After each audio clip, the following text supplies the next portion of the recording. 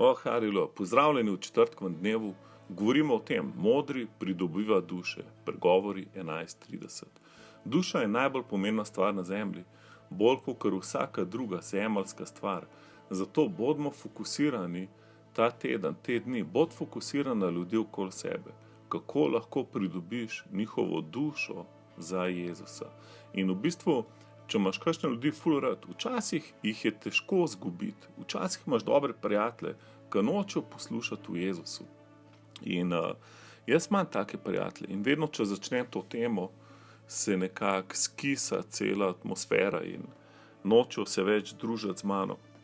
In zato previdno čakam na naslednji trenutek in nočem jih zgubiti kot prijatelje, ampak čakam, kdaj bo spet priložnost.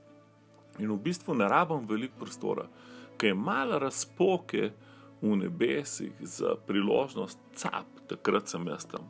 In ali molim za njih, ali jim dam kakšno pravo besedo, jih potolažim, ko so v stiski. In sem luč. Jezus je rekel, vi ste luč v temi. Vi ste sol zemlje. Se pravi, sol ni neka ogromna količina. Recimo, če ti samo pečec soli stresaš v juho, bo cela juha slana.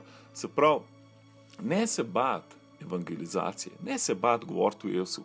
V bistvu ne rabiš veliko besed, ne rabiš veliko modrosti, niti treba biti ful nasilen, dosti malo soli.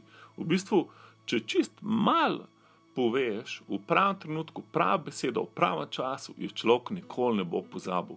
So ene stvari, ki sem rekel komu, ki nisem vedel, da me je sploh slišal, in leta kasneje mi pove, kaj sem mu povedal. Seveda, jaz sem že pozabil, ampak to je to, ki je prava beseda v pravem času.